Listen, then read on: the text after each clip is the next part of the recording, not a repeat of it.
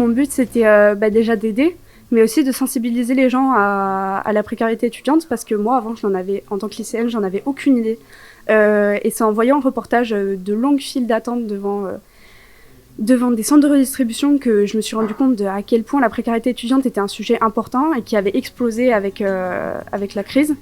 Mais la précarité étudiante, elle est bien réelle, elle existe bien. Il faut penser aux étudiants qui n'ont pas vu leur famille depuis l'année dernière, notamment les étudiants étrangers qui viennent étudier ici en France et en particulier en Occitanie, qui sont dans une misère, je dirais, psychologique, une misère aussi matérielle.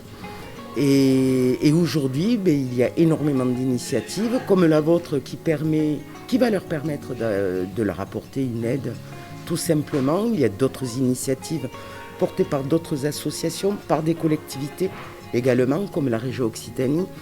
Donc voilà, c'est un réveil solidaire, mais c'est un réveil nécessaire.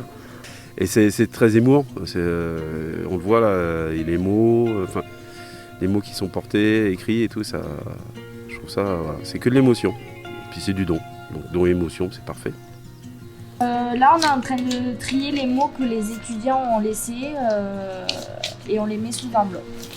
J'ai un frère, en fait, tout simplement, qui lui-même est étudiant. Il y a beaucoup d'amis d'étudiants qui sont dans le besoin, certains même qui vont à la soupe populaire. Et moi, je trouve pas ça normal. C'est vrai que du coup, on se rend compte vraiment de la difficulté. Alors, ils sont pas tous dans le même cas, mais il y en a beaucoup qui souffrent juste et qui le disent pas forcément. Et donc, en étant conscient de ça, c'est sûr que ça nous pousse et on se sent obligé presque de participer justement à des projets comme ça, parce que c'est nous dans un an. Dans un an, on sera à leur place et j'ai pas très très envie de vivre la même situation qu'eux, quoi. Donc, si on peut les aider nous aujourd'hui, on le fait. Je pense aux étudiants et à leur situation en ce moment. Particulièrement aux étudiants et généralement à tous ceux qui sont dans le besoin. Je suis très touchée, j'ai été étudiante moi-même, j'ai ma fille qui est collégienne pour le moment, mais qui est une future étudiante, donc dans la mesure du possible, on apporte notre soutien, une petite contribution. Quand on est étudiant, on est le futur, on va faire les métiers futurs. Et je trouve que ce serait quand même bien de retrouver beaucoup plus d'aide et d'être encouragé, quoi. Oui, voilà. Oui, c'est ça. De savoir qu'on est soutenu, sachant qu'on fait ça pour nous, mais aussi pour les autres. Tout dépend du métier qu'on veut faire plus tard. Et donc se trouver dans une situation où on peut quasiment pas vivre, alors qu'on veut aider plus tard, c'est compliqué, aussi mentalement. Et aussi mentalement, on est là à écrire des papiers à des gens qu'on connaît pas. Ils vont les recevoir de personnes anonymes parce qu'ils n'ont pas assez de soutien mental le reste du temps. Je trouve ça assez dur. Oui.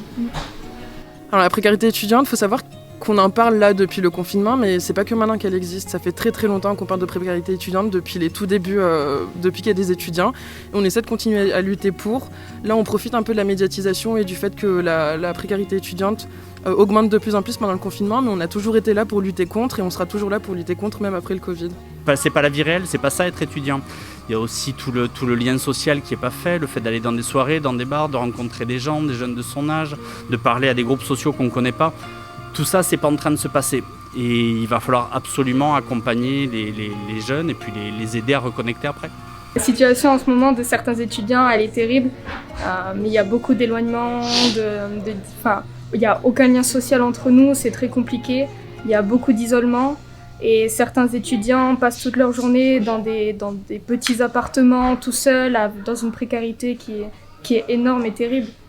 Et il faut faire quelque chose et cette initiative, elle est vraiment tout juste géniale.